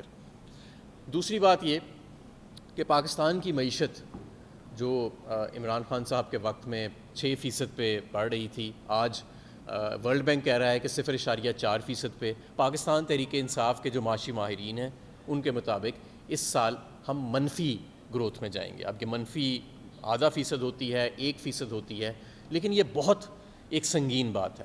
اس کی وجہ یہ ہے کہ جنگوں کے ادوار میں بھی, وبا کے ادوار میں بھی ہم منفی گروتھ میں ایز سچ کبھی نہیں گئے. تھوڑا سا 1 سال صرف آیا تھا جس کے اندر کرونا کے دوران منفی, وہ بھی پوائنٹ سم تھنگ تھا, اور اگلے سال اتنا ہی زیادہ ہمیں گروتھ جو ہے وہ نظر آ گئی, 4.5% اور پھر 6% پہ ہم چلے گئے. تو یہ 11 ماہ میں جس دوران کوئی پاکستان کے اندر ایسی آفت نہیں ٹوٹی سوائے رجیم چینج آپریشن کے, پاکستان کی معیشت جو ہے وہ منفی گروتھ میں جا رہی ہے. کاروبار بند پڑے ہیں, لاکھوں کروڑوں لوگ بے روزگار ہیں, 40 لاکھ لوگوں کا تو ورلڈ بینک نے ڈیٹا دے دیا ہے کہ یہ غربت کی لکیر سے نیچے 12 ماہ میں چلے گئے ہیں, لیکن ہر ہفتے اب مزید لاکھوں لوگ جو ہیں وہ غربت کی لکیر سے نیچے جا رہے ہیں. ایسے زیادہ دیر معاملات نہیں چل سکتے. ہمارے ملک کے اندر کبھی ایسے حالات پہلے دیکھنے میں نہیں آئے جو آج دیکھنے میں ہمیں مل رہے ہیں. اور یہ بھی میں آپ کو بتاؤں کہ یہ سارا کچھ ان نیسیسری اور اوائڈیبل تھا, یعنی کہ یہ جو بحران آیا ہے اس کا کوئی جواز نہیں تھا. یہ صرف اور صرف رجیم چینج کے بعد پہلے مفتاح صاحب کی یہ ضد تھی کہ IMF پہ نہیں جانا, حکومت کرنی ہے نہیں کرنی, اور اس کے بعد جب اسحاق ڈار صاحب آئے تو انہوں نے جو اپنے روپی کو فکس کرنے کی کوشش کی, پھر روپی فکس بھی نہیں ہوا اور IMF کو بھی اپنے سے بہت دور کر لیا. تو یہ سارا کا سارا جو 12 ماہ کے اندر مسئلہ آیا ہے یہ اس کی وجہ سے. اب میں کچھ تھوڑا سا ایک بات بڑے ضروری مرحلے پہ کرنا چاہوں گا, وہ ہے الیکشن کمیشن آف پاکستان کے اوپر جو 20 ارب روپے کے فنڈز ہیں. 20 ارب روپے کے فنڈز کا مطلب کیا ہے؟ اس سال وفاقی حکومت اور تمام صوبائی حکومتیں اور دونوں اکائیاں پاکستان میں 20,000 ارب روپیہ خرچیں گی. صرف مارچ کے ماہ کے اندر 70 ارب روپیہ PDM کے جو پارلیمنٹیرینز ہیں ان کو ایشو کیا گیا ہے. اور میں آپ کو یہ بھی بتاؤں کہ PPP کے اندر جو سندھ میں ریٹ ہے وہ کمیشن کا کک بیک کا 40% ہے ان فنڈز کے اوپر, اور پنجاب میں جو PDM ہے ان کا 20% ہے. تو آدھا پیسہ تو آپ سمجھ لیں کہ یہ ویسے ضائع ہو گیا, 30-35 ارب تو ان کی جیبوں میں چلا جائے گا جن چوروں کو ہم پہ مسلط کیا گیا. 70 ارب روپیہ مارچ میں ایشو کیا گیا, اور پورے یہ جو 12 ماہ یہ جو فسکل ایئر ہمارا گزرا ہے 20,000 ارب روپیہ وفاقی اور صوبائی حکومتیں جو ہے وہ خرچ کریں گی. لیکن ان کے پاس 20 ارب روپے پاکستان میں آئین کی پاسداری اور جمہوریت کو برقرار رکھنے کے لیے نہیں ہے۔ میں آپ کو ایک اور بات یہ بھی بتانا چاہتا ہوں، ہمارا اس سال خسارہ 6000 ارب ہوگا اور 7000 ارب سے زیادہ ایف بی آر جو ہے وہ ٹیکس جو ہے وہ کلیکٹ کرے گا۔ الیکشن کمیشن کے فنڈز ایک چارجڈ ایکسپینڈیچر ہے آرٹیکل 81 کے نیچے، یعنی کچھ ایسے فنڈز ہوتے ہیں جیسے سپریم کورٹ کے ججز کی سیلری ہوتی ہے، آڈیٹر جنرل کی، اٹارنی جنرل کی، صدر پاکستان کی تنخواہ ہوتی ہے اور خرچہ ہوتا ہے۔ الیکشن کمیشن کا تمام ایڈمنسٹریٹو ایکسپینس آرٹیکل 81 کے نیچے وہ چارج ایکسپینڈیچر ہے، اس کے اوپر پارلیمنٹ کے اندر ووٹنگ نہیں ہوتی۔ یہ ایسا کیوں کیا گیا؟ یہ اس لیے کیا گیا کہ کوئی بھی ورنہ تو پارلیمنٹ اور اسمبلی وجود میں آئے اور وہ فنڈز روک کے اپنے اقتدار کو لامحدود کر سکتی ہے۔ اس لیے جب آئین بنا تو جو آئین بنانے والے تھے انہوں نے اس چیز کے بارے میں پہلے سوچ رکھا تھا۔ تو آرٹیکل 81 کے تحت یہ چارج ایکسپینڈیچر ہے، اور آرٹیکل 81 کے تحت ہی سپریم کورٹ یا کوئی بھی ٹریبیونل کے حکم کے نتیجے میں جو رقوم مختص کی جاتی ہیں حکومت پاکستان کے اوپر، جو ڈیمانڈ کریٹ کی جاتی ہے، اس پر بھی پارلیمنٹ میں ووٹنگ نہیں ہوتی۔ تو یہ 20 ارب روپے کا ہمیں مذاق نہ سنائیں، ہمیں اور پوری قوم کو پتہ ہے کہ 20,000 ارب میں سے 20 ارب روپے جو ہیں وہ دینا جو ہے وہ کتنا آسان ہے اور کوئی ایشو نہیں ہے، لیکن جمہوریت کو منجمد کرنے کے لیے اور پاکستان میں آئین شکنی کی خاطر یہ بچگانہ قسم کی جو بنائی جا رہی ہیں ایکسکیوزز بنائی جا رہی ہیں اور بہانے بنائی جا رہی ہیں، یہ کام نہیں کریں گے۔ قوم اب کھری ہو چکی ہے، یہ ان کو لایا ضرور گیا تھا اور 12 مہینے چلایا ضرور گیا تھا، لیکن اب مزید انہیں چلایا نہیں جا سکتا۔ لایا ضرور گیا ہے لیکن کھڑا نہیں کیا جا پا رہا۔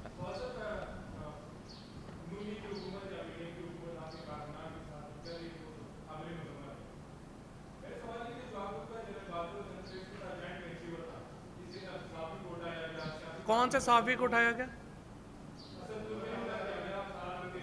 یہ کس نے کہا کہ اٹھایا گیا؟ کس نے کہا اٹھایا گیا؟ ہمارے دور میں تو ایسا کوئی واقعہ نہیں ہوا۔ 3 کرمنل واقعات ہوئے، ہمارے کس وزیر نے آ کے کہا کہ ہم نے اٹھایا؟ دیکھیں، فالس پیرلل نہ ڈرا کیا کریں۔ یہ جو آپ آ جاتے ہیں نا، نہیں سوال نہیں۔ پہلی بات یہ ہے کہ فیکٹس کلیئر ہونے چاہیے، فیکٹس غلط نہیں ہونے چاہیے۔ پاکستان کی تاریخ میں جو اب ہو رہا ہے یہ تو کبھی ہوا ہی نہیں۔ اس کی وجہ یہ ہے کہ کسی منسٹر نے آ کے پریس کانفرنس نہیں کی اور فخر سے نہیں بتایا کہ ہاں ہم اٹھا رہے ہیں بلاسفمی کیسز میں، ٹیررزم کے کیسز میں۔ یہ جو آپ نے 2 واقعات لے کے پوری دنیا میں پی ڈی ایم اور یہ ان کے کچھ لاڈلے پھرتے ہیں، وہ کرائم تھے، ان کی انویسٹیگیشن ہم نے کروائی۔ آپ ان کو کہیں کھڑے ہوں، اب کیوں ادھر جا کے مل گئے ہیں؟ کھڑے ہوں، بتائیں کس نے کیا ہے، پریس کانفرنس کر کے بتائیں نا جس نے کیا ہے، پرچہ کرائیں آ کے۔ کیوں نہیں کرا رہے؟ آپ تو پتہ چل گیا نا کس نے کرایا ہے، تو بتائیں آ کے، پرچہ کرائیں۔ یہ فیکٹس نہ غلط بیان کریں، اس کو فالس پیرلل کہتے ہیں انگریزی میں۔ اچھا اب آپ سوال بتائیے، سوال بتائیں جی۔ ہماری حکومت کے اندر روزانہ سینکڑوں کرائم ہوتے ہیں، اب بھی روزانہ سینکڑوں کرائم ہو رہے ہیں، حکومت نہیں کر رہی جی۔ یہ تو بتائیں نا، آ کے اس نے پرچہ کرانا ہے، میں نے تو نہیں کرانا۔ خود کیوں نہیں بولتا کھل کے؟ بتائے نا، اس کو کہیں پرچہ کرائے جا کے۔ آپ وکیل نہ بنے، بڑے جاتی ہے، ہم نے بھی مذمت کی تھی۔ آپ کو یاد ہوگا، نہیں، آپ کو یاد ہوگا، آپ مجھے آ کے ملے تھے، ہم نے پریس کانفرنس کر کے مذمت کی تھی اور ہم نے کہا تھا یہ نہیں ہونا چاہیے۔ ہاں جی،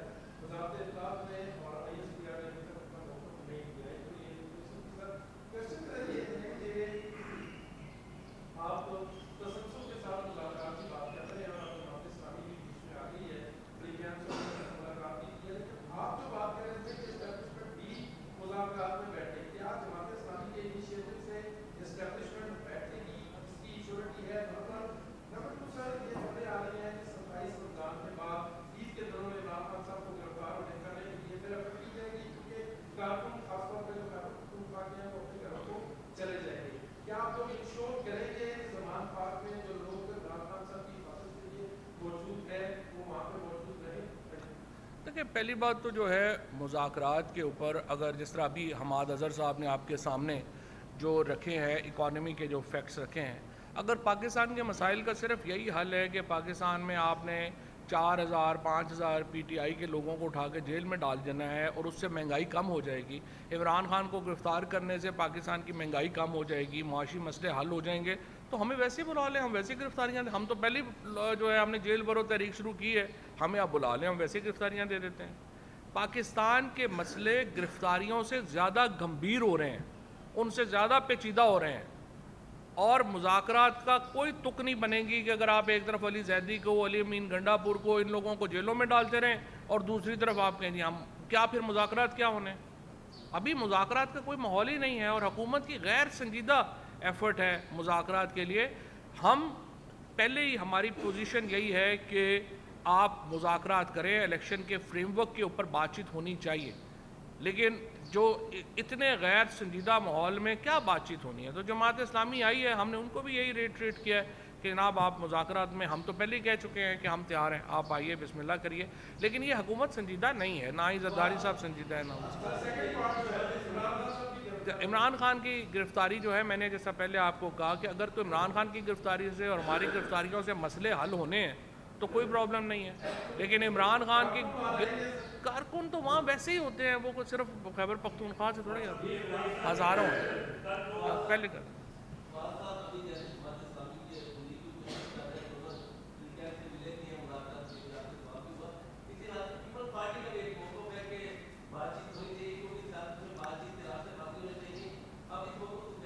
پیپلز پارٹی نے ایک دن پہلے یہ موقف لیا اور اگلے دن علی زیدی کو کراچی میں ریسٹ کر لیا. تو یا تو اسی لیے تو میں کہہ رہا ہوں, جو اسٹیبلشمنٹ بیٹھے فیصلے, جنہوں نے جو فیصلے کرنے ہیں, یہ بیچارے تو ویسے ہی سائڈ پہ بیٹھے دہی کھا رہے ہیں پیپلز پارٹی نون والے, ان کو کیا پتہ ہے کیا کرنا ہے. آ جائیں بات کریں, تینوں بیٹھے, اسٹیبلشمنٹ اور اپوزیشن اور گورنمنٹ بیٹھے, رول آف دا گیم بنا لیں. اور دوسرا ایک چیز پہ میں یہ چیز ایڈ کرنا چاہتا ہوں کہ مذاکرات کس چیز پہ ہوں. آئین جب واضح ہے کہ 90 دن کے اندر الیکشن کرانا ہے, سپریم کورٹ کا حکم آ چکا ہے, لاہور ہائی کورٹ کا حکم آ چکا ہے, تو اب کیونکہ زرداری کی یہ خواہش ہے کہ بھئی ابھی اس کا جو بیٹا ہے یا جو بھی ہے وہ الیکٹ نہیں ہو سکتا, تو ہم اس لیے آئین کو مجروح کر دیں اور جمہوریت کو سسپینڈ کر دیں. اور یہ ان کی اب معصوم خواہش یہ دیکھیں کہ نواز شریف صاحب بھی یہ چاہتے ہیں کہ کیونکہ ابھی میری آل اولاد جو ہے وہ اس کو میں پاکستان پہ مسلط نہیں کر سکتا ہے پولیٹیکل انجینئرنگ کے ذریعے, قوم پوری کھڑی ہو گئی ہے, تو ہم آئین بھی منجمد کر دیں اور جمہوریت بھی منجمد کر دیں. اور ان کی آپ معصوم خواہش دیکھیں کہ یہ چاہتے ہیں کہ ادارے, تمام ادارے, سپریم کورٹ سمیت, ان کی اس خواہش کے اوپر مہر لگا دیں, ورنہ مریم نواز صبح شام ان کو ڈیفیم کرے گی جا کے تقریروں کے اندر اور سوشل میڈیا کے اوپر. ذرا معصوم خواہشات تو ان کی آپ دیکھیں نا, تو بات ان سے کیا کرنی ہے. رضوان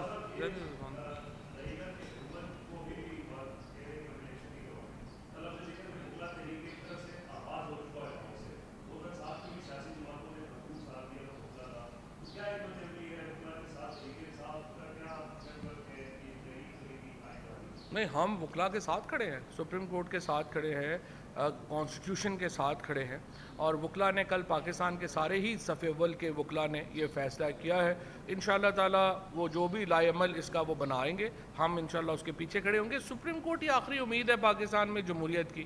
اس وقت جو پاکستان میں جمہوریت جس دھاگے سے صرف جو ہے وہ آپ سمجھیے کہ وہ باقی ہے, وہ سپریم کورٹ ہے. سپریم کورٹ یہاں پہ گر گئی تو سارا جمہوریت تو ختم ہو گئی. اسی لیے چیف جسٹس اور سپریم کورٹ کے ججز جو ہیں ان کے ساتھ کھڑا ہونا ہر پاکستانی کا فرض ہے جو اپنے رائٹس کو سمجھتا ہے اور آئین کو سمجھتا ہے.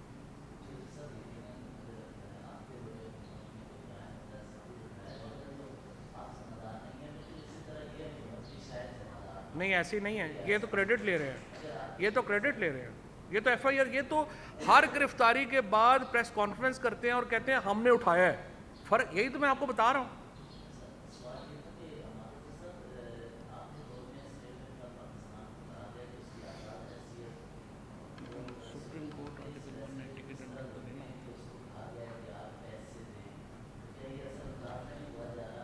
دیکھیں یہ جو پاکستان میں آزادی ہے نا, یہ آزادی قانون اور آئین کے تابع ہے. یہ وہ آزادی نہیں ہے جو غسل خانے میں ہوتی ہے شاید. یہ اس کا مطلب یہ نہیں ہے کہ اگر کوئی آزاد ہے تو وہ جو مرضی کرتا پھرے. ایون پارلیمنٹ جو ہے وہ سپریم کورٹ کے تابع ہے, ورنہ تو کوئی بھی پارلیمنٹ آئے اور ایک ریزولوشن پاس کرے کہ جی ہم تا حیات حکمران ہیں, اور آئین بھی فارغ اور وہ، اور آپ کہیں کہ جی اور جیو جیسے لوگ کہیں کہ جی پورا ملک جو ہے وہ آزاد ہے، ہم جو مرضی کریں. اس لیے الیکشن کمیشن بھی آئین کے تابع، اور آئین یہ کہتا ہے آرٹیکل 181 کے اندر کہ آپ نے جو کوئی بھی پاکستان کا ٹریبیونل اور کورٹ جو حکم دے گا کوئی رقم کی، وہ حکومت پاکستان نے ادا کرنی ہے. یہ آئین ہے. اس کو آرٹیکل 81 ڈی کے تحت یہ کہتا ہے. تو اس لیے یہ وہ آزادی نہیں ہے جو آپ سمجھ بیٹھے ہیں. نہیں، میں تھوڑا سا ایکسپلین کر دوں. آرٹیکل 190 کے تحت سپریم کورٹ کی جو حکم ہے وہ ساری ایگزیکٹو اور جوڈیشل باڈیز کے اوپر بائنڈنگ ہے، اور اسٹیٹ بینک بھی ایگزیکٹو اتھارٹی ہے، اور کوئی بھی قانون جو ہے وہ اس کے باہر جو ہے اسی کی سمجھے آزادی ہے کہ جتنے مرضی سے چل دوڑو.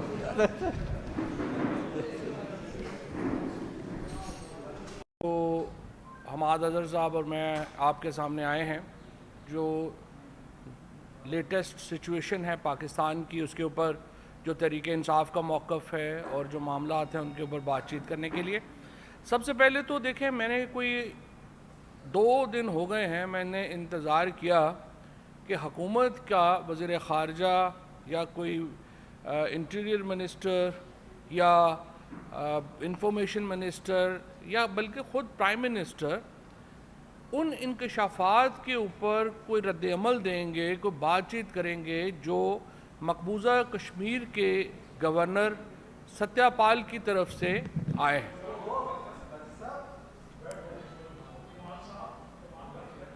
جو مقبوضہ کشمیر کے جو گورنر ہیں ستیہ پال، انہوں نے جو انکشافات کیے ہیں پلوامہ کے حوالے سے، اس کے اوپر کوئی رد عمل نہ دینا ایک حیران کن بات ہے. کیونکہ ستیہ پال نے یہ کہا ہے، اور ستیہ پال ملک جو ہیں وہ کوئی عام آدمی نہیں تھے، وہ بڑے پاورفل گورنر تھے مقبوضہ کشمیر کے. انہوں نے یہ کہا کہ یہ جو پلوامہ کا واقعہ ہوا، یہ قطعی طور کے اوپر جو انڈین ہوم منسٹری ہے یا وزارت داخلہ ہے، اس کی غلط پالیسی کی وجہ سے یہ واقعہ ہوا. اور اس کے بعد نریندر مودی اور اجیت دوول نے یہ فیصلہ کیا کہ اس کا بلیم پاکستان کے اوپر شفٹ کیا جائے گا. اتنے بڑا ان کا جو انٹرویو ہے جس کے اوپر ہندوستان کے اندر تو ایک بہت بڑی آگ لگی ہوئی ہے. میں حیران ہوں کہ جن کے اوپر بلیم شفٹ ہوا ہے وہ بات ہی نہیں کر رہے. مجھے نہیں پتا کہ شہباز شریف کی، بلاول بھٹو کی اور موجودہ حکومت کی اجیت دوول سے اور نریندر مودی سے اتنی بڑی ہوئی محبت کیا ہے. آج ہندوستان پاکستان کو سفارتی طور کے اوپر ہر جگہ تنہا کرنے میں کامیاب ہے. سری نگر کے اندر G20 کانفرنس ہو رہی ہے. سعودی عربیہ جیسا دوست ملک پاکستان کا کشمیر کے اندر بہت بڑی، یہ جو ہندوستان کے ساتھ بہت بڑی انویسٹمنٹس کرنے جو ہے وہ جا رہا ہے.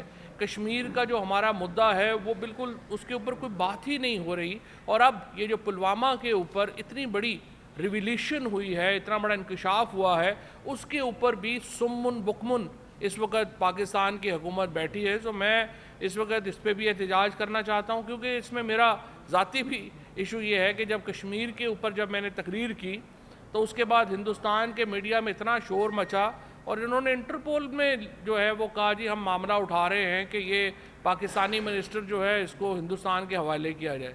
تو میں تو بڑا حیران ہوں کہ آج یہ جو پاکستان ونڈیکیٹ ہوا، پاکستان کی فوج ونڈیکیٹ ہوئی، یہ اور اس کے اوپر پاکستان میں کوئی آواز ہی نہیں ہے اور پاکستان میں کوئی بات ہی نہیں ہو رہی ہے. سو میں یہ تمام جو کنسرنڈ لوگ ہیں، جس میں ISPR بھی شامل ہے اور باقی جو انفارمیشن منسٹری ہے، فورن آفس ہے، بھایا آپ لوگ جو ہے اس کے اوپر کیوں بات نہیں کر رہے، اور آپ کی پوزیشن کیا ہے اس کے اوپر، انٹرویو کے اوپر، اس پہ ہمیں بتائیں. دوسری بات یہ ہے، جو کل فضل الرحمان صاحب نے اپنی پریس کانفرنس میں، باقی تو انہوں نے ادھر ادھر کی جو ہے وہ باتیں کی ہیں جن کا کوئی سر ہے نہ پیر ہے، وہ تو اتنی امپورٹنٹ نہیں ہے. وہ کہتے ہیں میں عمران خان کو نہیں مانتا، یہ نہیں مانتا. آپ کی حیثیت کیا ہے؟ آپ ایک صوبائی پارٹی ہیں، ایک چھوٹی ساری آپ ڈویژن کے اندر آپ کی 5-6 سیٹیں آتی ہیں. اس وقت بھی JUI کی میرے خیال کو 3-4 سیٹیں ہیں. اپنے قد کے مطابق بات کرنی چاہیے. آپ کی حیثیت نہیں ہے کہ آپ عمران خان کو کہہ سکیں کہ وہ پولیٹیکلی ریلیونٹ ہیں یا ریلیونٹ ہیں. آپ خود ایک بہت ایک نیش کے پولیٹیشین ہیں. آپ نے ایک کچھ لوگوں کو خیبر پختونخوا کے کچھ حلقوں میں لوگ بیوقوف بنتے ہوں گے آپ کی باتوں سے. اوورآل تو دیکھیے آپ ایک نیشنل لیڈر نہیں ہیں. فضل الرحمان کی کوئی حیثیت نہیں ہے, نہ ہی کوئی نیشنل حیثیت ہے, نہ ہی ان کی کوئی جو ہے وہ پاکستان کی سیاست میں کوئی وہ ایسا نام ہے کہ جس کے بغیر معاملہ جو ہے وہ آگے نہیں چلنا. انہوں نے لیکن جو سب سے اہم بات کی, انہوں نے کہا کہ ان سے وعدہ کیا گیا تھا جنرل باجوہ صاحب کی طرف سے, جنرل فیض صاحب کی طرف سے دھرنے میں کہ وہ عمران خان کا تختہ الٹ دیں گے, یعنی نئے الیکشن کی طرف جو ہیں وہ جائیں گے. اب یہ بڑا سنگین ایلیگیشن ہے. اس طرح کی باتیں میڈیا میں آ تو رہی تھی, یہ گفتگو آ تو رہی تھی میڈیا میں کہ جو دھرنا دیا گیا تھا فضل الرحمان کی طرف سے اس کو اسٹیبلشمنٹ کی بیکنگ حاصل تھی. اسی طرح سے جو ٹی ایل پی کے دھرنے ہیں ان کو اسٹیبلشمنٹ کی بیکنگ حاصل تھی. لیکن اب فضل الرحمان کی طرف سے یہ انکشاف ہونا بڑی اہمیت کا حامل ہے, اور میں یہ سمجھتا ہوں کہ اس کے اوپر اب تحقیقات کی ضرورت ہے. اور فضل الرحمان صاحب نے چونکہ نام لیے ہیں اور انہوں نے کہا ہے کہ کن لوگوں سے ان کی گفتگو ہوئی تھی, بات چیت ہوئی تھی, اس کے اوپر اب ایک فارمل کمیشن بننا چاہیے. کیونکہ یہ جو معاملہ ہے کہ ہر وقت پاکستان میں اسٹیبلشمنٹ کا یہ کردار ہو کہ وہ حکومتوں کو لاتی اور بھیجتی رہے, پاکستان آگے جا ہی نہیں سکتا. جو ہم دیکھ رہے ہیں 75 سالوں میں جو اس وقت پاکستان کے حالات ہوئے ہیں وہ انہی وجوہات سے ہوئے ہیں. اور یہ ایلیگیشن فضل الرحمان صاحب کا بہت سنگین ہے, اور اس کے اوپر بہت اہم ہے کہ ایک کمیشن بنا کے اس کے اوپر دیکھا جائے کہ یہ جو دھرنے ہوئے یا جو معاملات ہوئے وہ کس طرح سے ان کو کس نے یقین دہانی کرائی, کون لوگ جو تھے وہ اس میں ملوث تھے, اور اس کے مطابق جو ہے وہ آگے چلا جائے. کل لاہور میں لائرز کی بہت بڑی ایک پاکستان کی جو سب سے جید, سب سے بڑے جو لیگل برینز ہیں, جو قانونی دماغ ہیں پاکستان کے, وہ بیٹھے ہیں, اور انہوں نے جو پاکستان کے اندر کانسٹیٹیوشنل کرائسس ہے اس کے اوپر بڑی تفصیلی بات چیت کی ہے. اور ان تمام کا یہ کنسنسس ہے 2 باتوں کے اوپر. پہلی بات یہ کہ الیکشن ہونے ضروری نہیں ہے, یہ آئینی ریکوائرمنٹ ہے, اس کے بغیر گزارا ہی نہیں ہے. اور دوسرا یہ کہ سپریم کورٹ کے احکامات کے اوپر عمل درآمد ہونا لازم ہے. یہ 2 باتیں ہیں جو کل کے جو لیگل موڈ ہے اس سے نکلی ہیں, اور چیف جسٹس پاکستان کے جو فیصلے ہیں ان کے اوپر عمل درآمد ہونا لازم ہے. اگر قراردادوں سے آئین بدل جاتے, کل میں دیکھ رہا تھا کہ حکومت کے ہمارے دوست ڈاکٹر مصدق ملک صاحب کہہ رہے تھے ہمیں آئین سازی سے روکا جا رہا ہے. ڈاکٹر صاحب آپ کو فرق پتہ ہونا چاہیے, آئین میں تبدیلی کیسے ہوتی ہے اور قرارداد کی کیا حیثیت ہے. قرارداد کی کوئی لیگل حیثیت نہیں ہے, اور سپریم کورٹ کے فیصلوں کے خلاف آپ جس طریقے سے دھڑا دھڑ اپنے لوگوں کو آگے بٹھا کے قراردادیں پاس کر رہے ہیں, سوائے اس کے کہ آپ ردی میں اضافہ کر رہے ہیں اور کوئی اس کا فائدہ نہیں ہے. یہ جو قراردادیں ہیں ان کی کوئی قانونی حیثیت نہیں ہے. سپریم کورٹ کا فیصلہ لیگلی بائنڈنگ ہے, اور اس وقت پاکستان کے وکلاء, پاکستان کی عوام اور پاکستان کی genuine political leadership supreme court کے فیصلوں کے ساتھ کھڑی ہے, اور انشاءاللہ یہ فیصلے امپلیمنٹ ہوں گے. ہم دیکھ رہے ہیں کل اسٹیٹ بینک کے پیسے جو ہیں وہ ٹرانسفر ہونے ہیں, اور ہمیں امید ہے کہ یہ پیسہ جو ہے وہ اسٹیٹ بینک کے گورنر جس طرح وہ وعدہ کر کے آئے ہیں وہ پیسے ٹرانسفر کریں گے, اور پنجاب میں شیڈیول کے مطابق انتخابات ہوں گے. یہ انتہائی اہم ہے, کیونکہ اگر یہ سپریم کورٹ کا فیصلے پر عمل درآمد نہیں ہوتا تو پھر سپریم کورٹ ہی نہیں عدلیہ بطور ادارہ ڈس فنکشنل ہو جائے گا. ابھی بھی ہم دیکھ رہے ہیں کہ ایک بڑی سسٹمیٹک کیمپین کے ذریعے جو عدلیہ ہے اس کو ارریلیونٹ کرنے کی کوشش جو ہے وہ کی جاتی ہے. مثلاً آپ دیکھیے کہ اسلام آباد ہائی کورٹ نے پہلے حکم دیا کہ یہاں لوکل گورنمنٹ الیکشن کروائے جائیں, ان کے اوپر عمل درآمد نہیں ہوا. پھر اس کے بعد آپ دیکھتے ہیں حسان نیازی, علی امین گنڈا پور, ان کی ضمانتیں ہوئیں اور اس ضمانتوں کے باوجود ان کو اٹھا کے لے گئے. پھر علی امین گنڈا پور کا اسلام آباد ہائی کورٹ نے حکم دیا کہ ان کو اسلام آباد کی حدود سے باہر نہ لے جایا جائے, ان کو اٹھا کے بھکر جو ہے وہ لے گئے. جو فیصلے ہو رہے ہیں عدالتوں کے ان کو سسٹمیٹک طریقے سے باقاعدہ ایک سوچ سمجھ کر ان کو ارریلیونٹ کیا جا رہا ہے کہ ان کے اوپر عمل درآمد مرضی کا فیصلہ ہوگا تو ہم عمل درآمد کریں گے, مرضی کا نہیں ہوگا تو ہم عمل درآمد نہیں کریں گے. اس کے نتیجے میں پوری جوڈیشری بیٹھ جائے گی اگر اب سپریم کورٹ کے فیصلے کے اوپر عمل درآمد نہیں ہوتا۔ ہم دیکھ رہے ہیں ججز کی فیملیز کے اوپر، ججز کے اوپر جس طرح سے کیمپین بنائی جاتی ہے۔ ایک ارریلیونٹ آدمی جس کی کوئی حیثیت ہی نہیں ہے، جس کو کوئی جانتا نہیں ہے، وہ جا کے کرتا ہے، ریفرنس ڈالتا ہے چیف جسٹس پاکستان کے اوپر اور 8 سپریم کورٹ کے ججز کے اوپر، اور پیمرا فون کرتی ہے ٹیلی ویژن چینلز کو کہ یہ ریفرنس جو ہے اس کو آپ نے مین ہیڈ لائنز میں جگہ دینی ہے۔ اس وقت جو پی ٹی اے ہے وہ سوشل میڈیا کے اوپر جوڈیشری کے خلاف کیمپین کو لیڈ کر رہی ہے، اور الیکٹرانک میڈیا کے اوپر اس وقت جو پیمرا ہے وہ اس کیمپین کو لیڈ کر رہی ہے۔ تو جوڈیشری کو ایک چیز اور دیکھنی چاہیے، میری ریکویسٹ ہوگی چیف جسٹس صاحب سے، یہ جو آپ نے پریس ریلیز جاری کی ہے کل، یہ جوڈیشری کا کام نہیں ہے پریس ریلیزز جاری کرنا۔ آپ اپنے فیصلوں سے بولیں۔ آپ ذرا بلائیں جن لوگوں نے یہ ٹویٹ لگائی تھی اور سوشل میڈیا کے اوپر کہا تھا کہ ججز کا اتنا آپس میں جھگڑا ہو گیا کہ آپس میں ہاتھا پائی ہو گئی، ذرا وہ نمبر آپ کو بتائیں کہ وہ کس نمبر سے جوڈیشری کو فیڈ کیا گیا، کہ جوڈیشری کے خلاف پروپیگنڈا کن نمبروں سے فیڈ کیا جا رہا ہے۔ چیف جسٹس صاحب اور ججز جو ہیں، عمر ہی ہوتی ہے، انسان چلا جاتا ہے۔ کل ہمارے ریلیجس افیئرز منسٹر جو ہیں، کل ان کی حادثے میں ڈیتھ ہوئی ہے، ابھی ان کا جنازہ نہیں ہوا تھا تو لابی شروع ہو گئی کہ کون ریلیجس افیئرز منسٹر بنے گا۔ یہ زندگی ایسی ہوتی ہے، اپنی قدموں کے اوپر آپ کھڑے ہوں گے، دلیرانہ باتیں کریں گے، دلیرانہ فیصلے دیں گے تو لیگیسی بنے گی، قومیں یاد کرتی ہیں، ورنہ تو آج مرے کل دوسرا دن، کسی کو پتہ ہی نہیں کون تھا کون نہیں تھا۔ آپ صرف ان نمبروں کو منگوائیے جنہوں نے یہ میڈیا کو فیڈ کیا کہ ججز کے درمیان چیمبر کے اندر جو ہے وہ یہ ہوا ہے، اور پھر ججز کی جو کالونی ہے، ججز کالونی میں تو کوئی جا ہی نہیں سکتا، کوئی صحافی یا کوئی وہاں پہ، تو وہ تو آؤٹ آف باؤنڈ ایریا ہے، وہاں سے کیسے خبریں جو نکل آئی، اور کس نمبر نے میڈیا کو فیڈ کیا۔ یہ دو باتوں کے آپ سوال ڈھونڈ لیں، آپ کو خود ہی پتہ چل جائے گا کہ یہ کیمپین کہاں سے ہو رہی تھی، کون کر رہا تھا۔ اور آپ کے بڑے فیصلے جو ہیں، قوم آپ کے بڑے فیصلوں کی منتظر ہے، پوری قوم آپ کے ساتھ کھڑی ہے، اور اسی طریقے سے جو ایک سسٹمیٹک طریقے سے تحریک انصاف کے لوگوں کو اٹھایا جا رہا ہے، علی زیدی کو اٹھا لیا گیا ہے، علی امین گنڈا پور کو اٹھا لیا گیا ہے۔ عبدالستار نیازی کیس میں جو اس وقت کی سپریم کورٹ تھی، انہوں نے یہ حکم دیا تھا ایک اومنی بس بیل کا۔ میں آپ سے درخواست کرتا ہوں، تحریک انصاف کے خلاف جو تمام اس وقت ایک سیاسی بنیادوں پر مقدمے ہو رہے ہیں، اس کا ٹریک کیا جائے، اس کو ٹریک کریں کہ وہ کیسے ہو رہے۔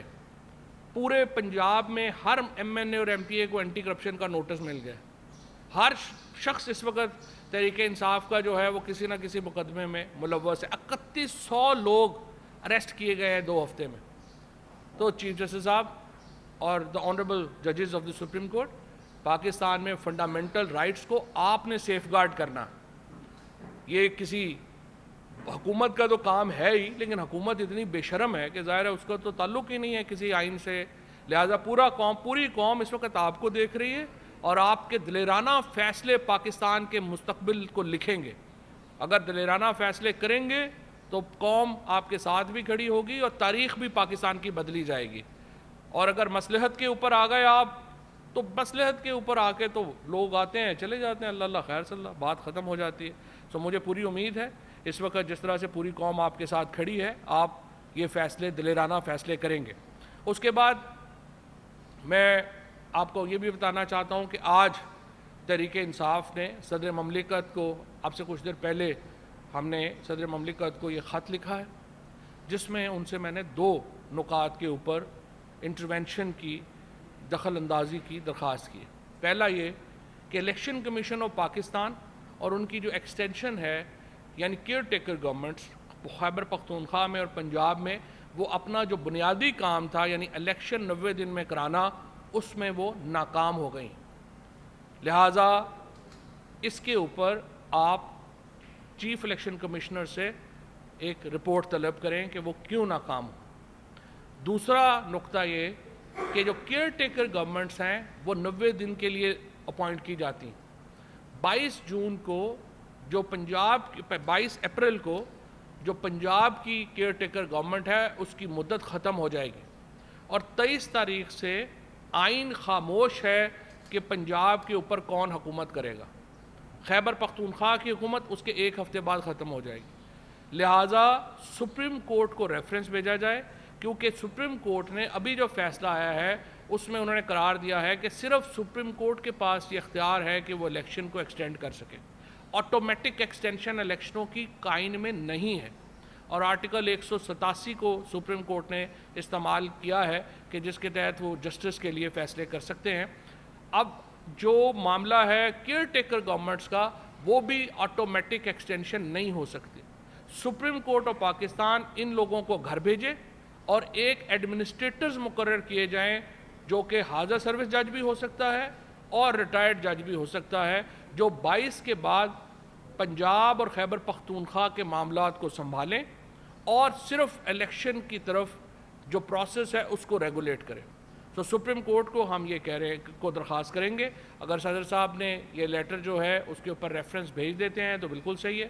دوسری صورت میں ہم سپریم کورٹ میں جا رہے ہیں اور ان سے ہم یہ کہہ رہے ہیں کہ 23 تاریخ کو پنجاب کو ایڈمنسٹریٹر کے حوالے کیا جائے اور یہ جو کیئر ٹیکر گورنمنٹ ہے اس کو گھر بھیج دیا جائے، کیونکہ یہ اس کے بعد انکانسٹیٹیوشنل ہو جائے گی۔